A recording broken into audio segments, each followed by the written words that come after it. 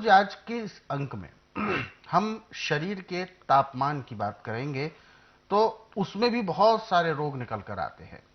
एक रोग होता है जिससे तापमान बहुत ज्यादा बढ़ जाता है, जिसे जूड़ी ताप कहते हैं।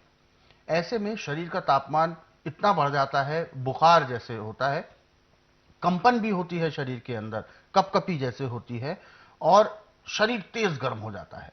ये रह रहकर चढ़ता है, उतरता है, इस तरीके से भी करता है। तो आखिर ये किस तरीके के सिम्टम्स होते हैं, क्या इसके लक्षण हैं, और ये होता क्यों है, वो सब हम जानना चाहेंगे। देखिए, बुखार एक किस्म की संचेत कराता है, दस्तक है एक तरह की। दस्तक है। जैसे कोई आपको मिलने आया है, बाहर घंटी लगा रखी है, आपने दवाई, आपको पता लगे कोई आ गया, बिल्कुल।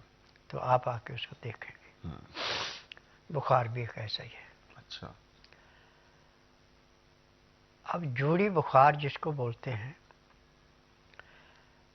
इसमें रोगी एकदम मुरझा जाता है, और कपड़ा जितना मर्जी उसको उड़ा दे, उसकी ठंड नहीं निकलती। और ये सर्दी, गर्मी, बरसात किसी टाइम भी हो सकता है। अब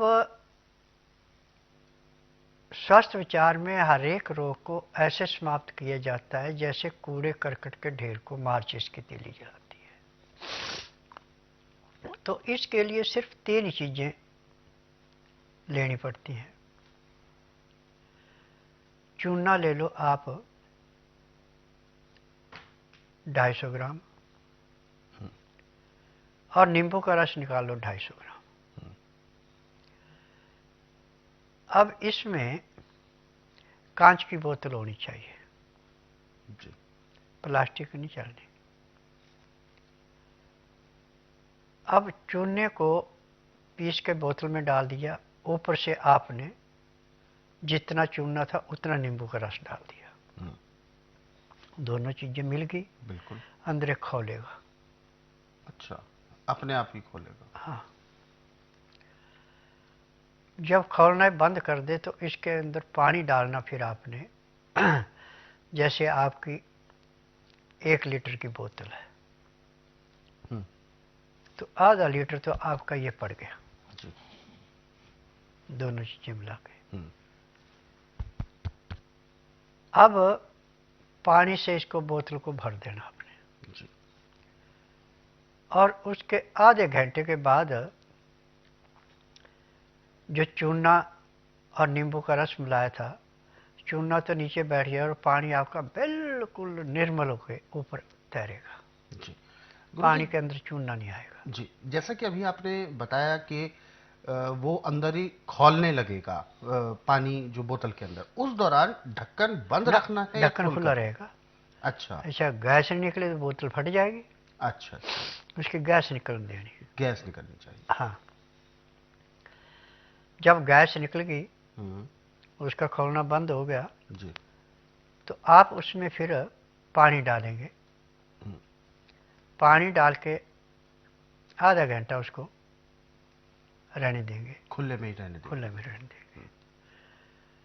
आधे घंटे के बाद उसमें से 20 ग्राम पानी लेना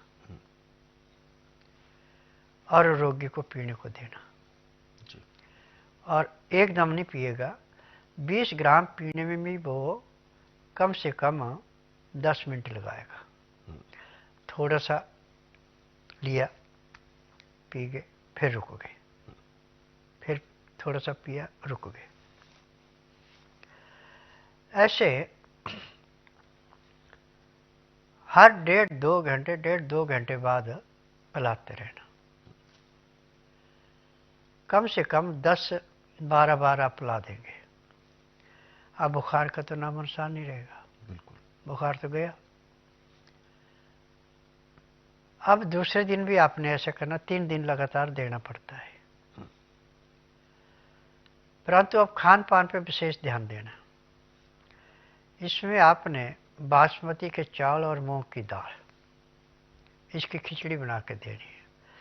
जैसे 20 ग्राम आपके पास चावल हैं तो 30 ग्राम इसमें मूंग डालने, 50 ग्राम हो गए। अब इसमें आपने 2 लीटर पानी डालना। अच्छा। मिट्टी के बर्तन में पकाएं इसको तो सोने पे सुहागा, नहीं तो आपका पीतल का कलईदार हो या तांबे का कलईदार हो उसमें उबालें, या ये नहीं है तो फिर स्टील के में उबालें। अमोनियम के बर्तन में या कुकर में नहीं इसको पकाना। अच्छा। जब आपका 2 लीटर पानी सूख करके 1.25 लीटर के लगभग रह जाए तो आपके चावल और मूंग बिल्कुल घुल चुके होंगे उसमें, जैसे सूप पीने को होता है ऐसा हो जाएगा। फिर नीचे उतार लें। जब इसका टेम्परेचर 15 से 18 डिग्री के अंदर हो तो थाली में डाल के इसको आप खाते रहिए। और ऊपर से लहसुन प्याज अदरक का रस मिला लेते हैं, बहुत बढ़िया। नहीं तो काला नमक, काली मिर्च और नींबू का रस पानी में मिलाना। जैसे आपने 4-5 ग्राही ये खिचड़ी खाई, फिर ऊपर से 2 घुट पानी पिया, फिर 4-5 ग्राही खिचड़ी खाई, ऊपर से 2 घुट पानी पिया। पानी पीने में, खाना खाने में आप पूरा 1 घंटे का समय लगाएं। उसके बाद दांतन कूड़ा करके 5 मिनट के लिए वज्रासन बैठें। फिर उसके बाद कम से कम 20 मिनट आप थोड़े सी सैर कर लें। फिर आधे घंटे के लिए आप सब आसन लेट जाएं। फिर 5 मिनट के लिए बाईं साइड करवट लें, 3 मिनट के लिए दाईं साइड करवट लें। फिर उसके बाद सब आसन लेट के फिर बाईं साइड को करवट लेकर उठ जाए। अब आपके शरीर में इतना हल्कापन आएगा जैसे आप 8 घंटे की निद्रा पूरी करके उठे। और ये शरीर के अंदर आपको बुखार से हलचल हो रही थी, तकलीफ हो रही थी, और उसका नामो निशान रहेगा। परंतु खाना खाने के आधे घंटे बाद फिर आपने वो पानी पीना है। और रात का खाना दिन अस्त होने से घंटा 1.5 घंटा पहले खा लेना। तरीका वो या जो सुबह का था। परंतु अब वज्रासन से उठ के कम से कम आपको 1.25 घंटे तक सैर करनी है। फिर उसके बाद आप विश्राम करें। विश्राम करके चाहे धार्मिक सीरियल देखें, चाहे धार्मिक किताबें पढ़ें, चाहे परिवार से, रिश्तेदारी से बातचीत करें, वो आपकी इच्छा है। रात ठीक 9 बजे सो जाए। सुबह 4 बजे आपके पेट में गड़गड़ाहट होगी, जैसे बादल घर से ऐसे आवाजें आएंगी, और आप संचेत होकर उठ गए तो बहुत बढ़िया, यदि नहीं उठे तो कपड़े भी खराब। और पेट एक ही प्रेशर से साफ होगा, बाथरूम बाद में आएगा।